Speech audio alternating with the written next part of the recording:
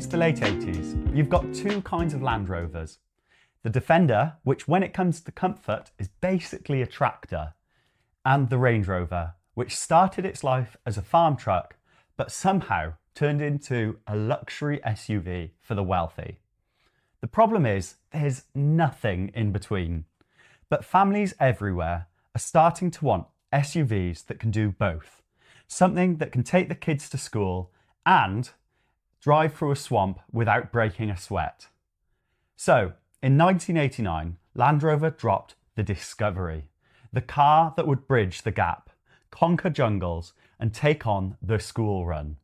This is the story of the Land Rover Discovery. By the mid-80s, Land Rover was in a pickle. The Defender, too basic, the Range Rover, too expensive, and Japanese brands like Toyota and Mitsubishi were cleaning up with the Land Cruiser and Pajero. So Land Rover said, what if we take the Range Rover chassis, slap on a cheaper body and add some family-friendly features? Instant SUV dominance.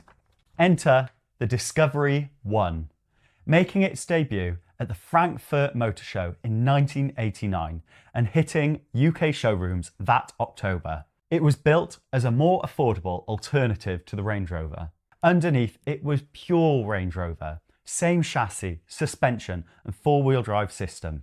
But the body, brand new silhouette.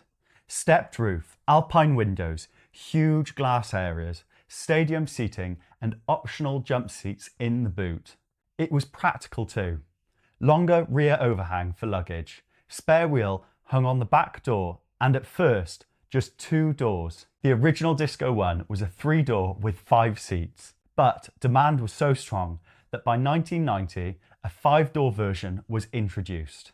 You had the trusty 2.5 200 TDI diesel or the 3.5 Rover V8.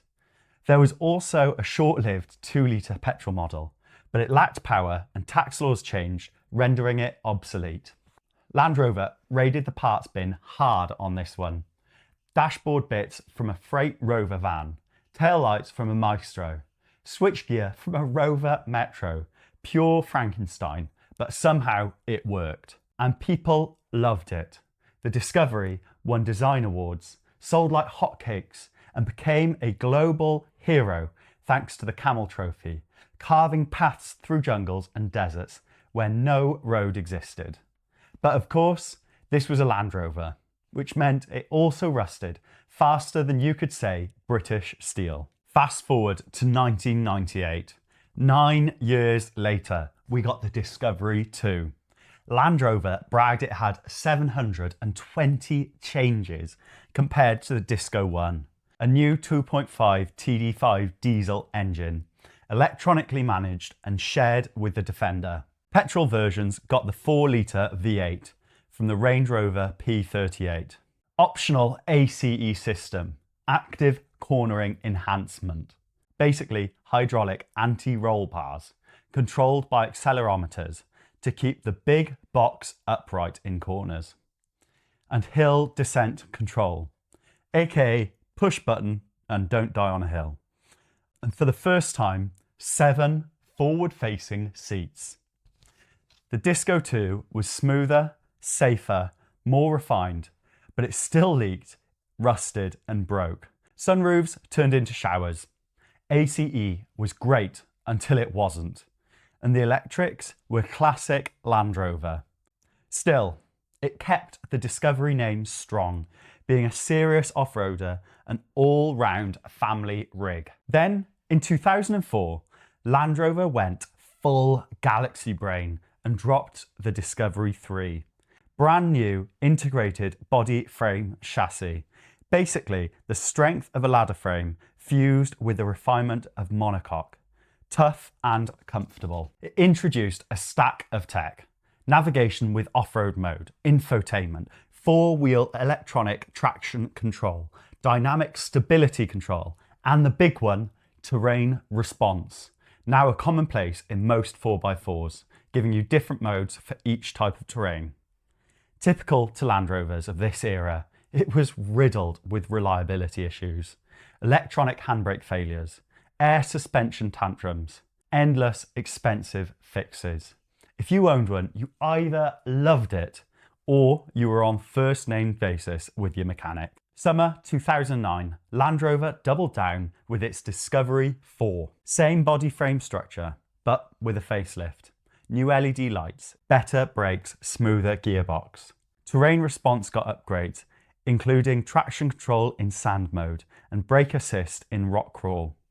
And they added trailer stability assist, which basically had the capacity to prevent snaking trailers. The Disco 4 looked smarter, drove better, and for many, it was the peak Discovery.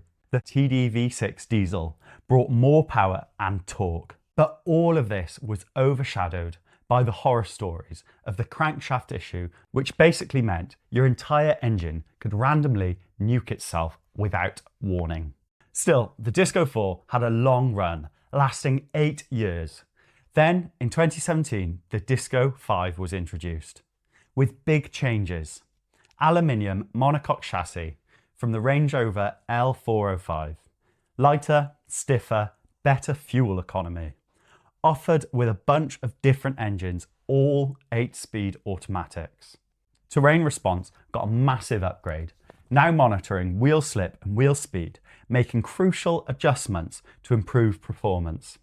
The new terrain response system kept the original modes along with adding an auto mode. But it came with controversy. The styling no longer looked rough and ready. In came a design that screams luxury. But underneath the design, the Disco 5 is still capable off-road. It's just less camel trophy and more Starbucks drive-through. It started as the world's first family SUV that could actually off-road. It won awards, conquered jungles, and became a global icon. But it's also one of the most unreliable cars ever made. Rust, electronics, crankshafts, you name it, the Disco has definitely broken it. And yet, people still love them, including myself. Because when they work, they're unmatched. Thanks for watching, and if you've enjoyed this kind of video, please like and subscribe so you don't miss a future video.